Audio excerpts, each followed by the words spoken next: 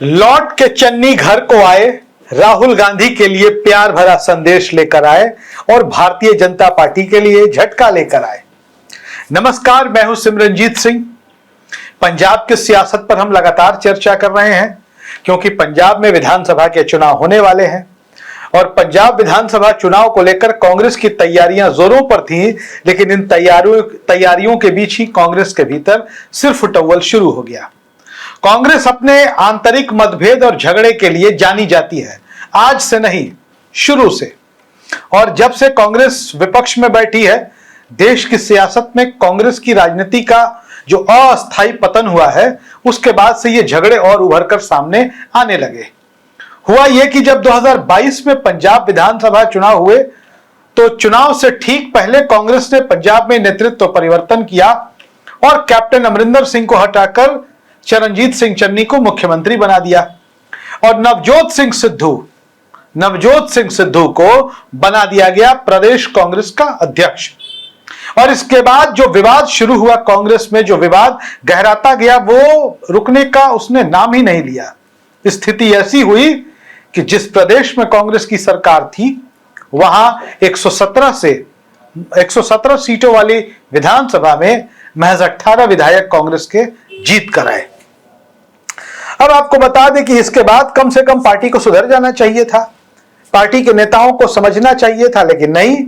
फिर विवाद शुरू हुआ। चरणजीत सिंह चन्नी ने राजा वड़िंग को प्रधान मानने से इनकार कर दिया, क्योंकि हुआ यह था कि एक सहमति बनी थी मोटे तौर पर, अनौपचारिक तौर पर, कि अब राजा वड़िंग की जगह चरणजीत सिंह चन्नी प्रधान होंगे या किसी तीसरे चेहरे को बनाया जाएगा।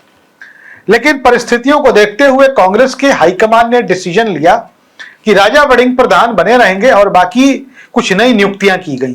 कार्यकारी प्रधान बनाए गए, मैनिफेस्टो कमेटी बनी, कैंपेन कमेटी बनी, कोर ग्रुप बना, सब कुछ हुआ। लेकिन पंजाब में ड्रामा चला 10-12 दिनों तक। राहुल गांधी थे नहीं, विदेश दौरे पर थे और अंदाजा लगाया जा रहा था कि राहुल गांधी आएंगे, सब कुछ ठीक ठाक हो जाएगा।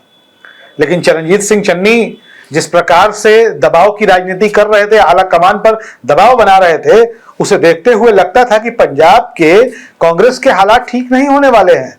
और यह भी संभावना व्यक्त की जाने लगी कि सरदार चरणजीत सिंह चन्नी शायद बीजेपी में जाने वाले हैं।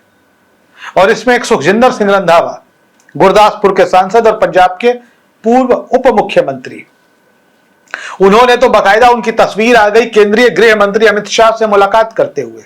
इसको भी एक दबाव की रणनीति समझा गया और अंदाजा लगाया जाने लगा कि पंजाब कांग्रेस में बड़ी फूट होने वाली है और कई सारे नेता बीजेपी में जाने वाले हैं। वैसे भी पंजाब में प्रधानमंत्री नरेंद्र मोदी का जालंधर में कार्यक्रम प्रस्तावित है और जालंधर लोकसभा सीट से ही चरणजीत सिंह चन्नी अभी सांसद हैं। तो खैर, खूब बैठकें हुई, खूब गुटबाजी हुई। गुटबाजी का एक से बढ़कर एक नजारा जो है वह पंजाब में देखने को मिला। प्रभारी भूपेश बघेल ने अपने स्तर से खूब कोशिश की कि मामले को निपटाया जा सके, किसी प्रकार से ठीक किया जा सके, लेकिन मामला दिल्ली तक पहुंच ही गया। चरणजीत सिंह चन्नी की मीटिंग हुई केसी वेणुगोपाल के साथ, ऑल इंडिया कांग्रेस कमेटी के मुख्यालय इंदिरा भवन में। उसके बाद वो निकल कर आते हैं और कहते हैं कि राहुल गांधी जी हमारे नेता हैं, मल्लिकार्जुन खड़गे जी हमारे प्रधान हैं, हम राहुल गांधी जी से प्यार करते हैं और खड़गे जी के साथ मजबूती से खड़े हैं।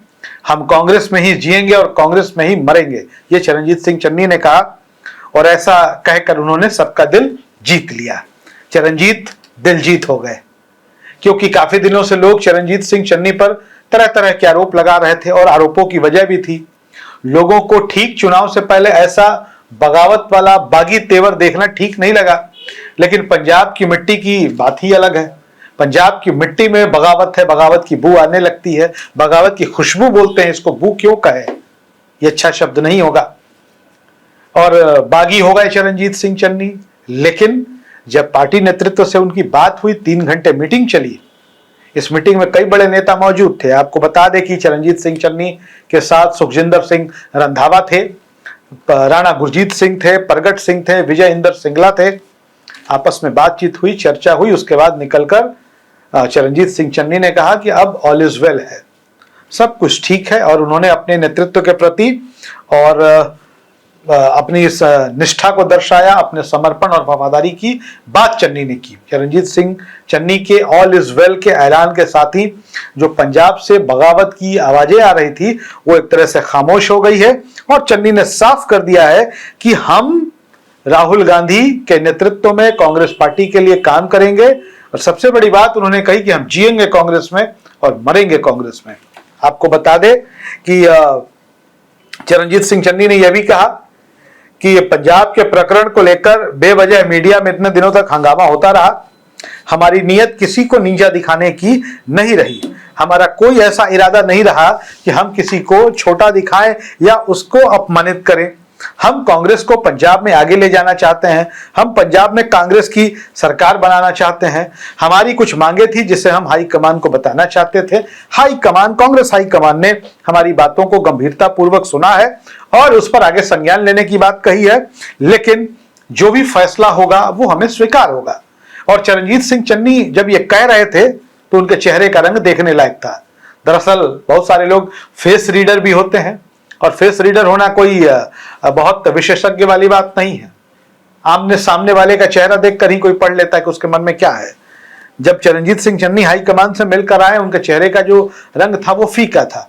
जाहिर तौर पर हाईकमान ने थोड़ी घुड़की भी दी होगी और थोड़ा प्यार भी दिया होगा। चन्नी देखिए कांग्रेस के पुराने नेता है और चन्नी की मजबूती में भी कोई कमी नहीं है। लेकिन राजा वड़िंग से किस बात के लिए नफरत? राजा वड़िंग ने मुश्किल परिस्थितियों में कांग्रेस को संभाला है। जब पिछली बार कांग्रेस के लिए नतीजे इतने बुरे आए थे पंजाब में, तो प्रदेश अध्यक्ष के तौर पर राजा वड़िंग और विधानसभा में विपक्ष के नेता के तौर पर प्रताप सिंह बाजवा ने लगातार आम आदमी पार्टी की सरकार का सामना किया। सरकार की धक्केशाही जो कांग्रेस आरोप लगाती है उसके खिलाफ प्रतिरोध किया, लड़ाई लड़ी। और इस लड़ाई को लड़ने वाले इन नेताओं की इज्जत तो होनी ही चाहिए।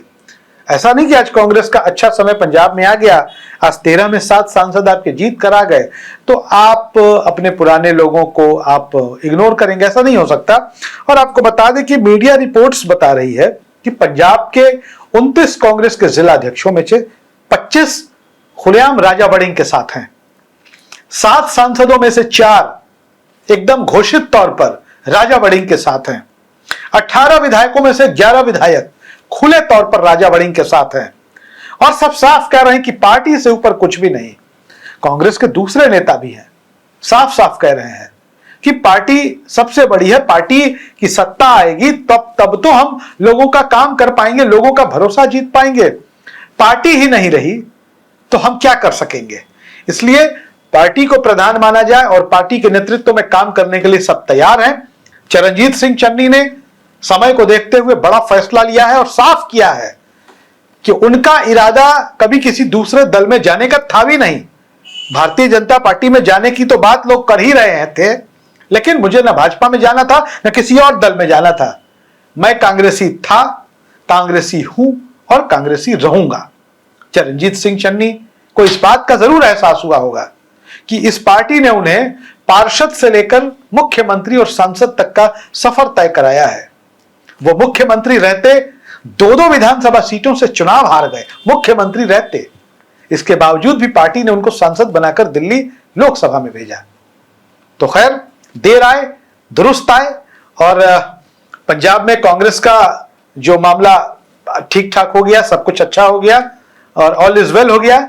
ये आम आदमी पार्टी की जो सरकार है पंजाब में, उसके साथ साथ केंद्र में बैठी भारतीय जनता पार्टी के लिए भी बड़े झटके की तरह है। बने रहिए हमारे साथ, वीडियो को पसंद करते रहिए, लाइक शेयर सब्सक्राइब की गुंजाइश है। धन्यवाद।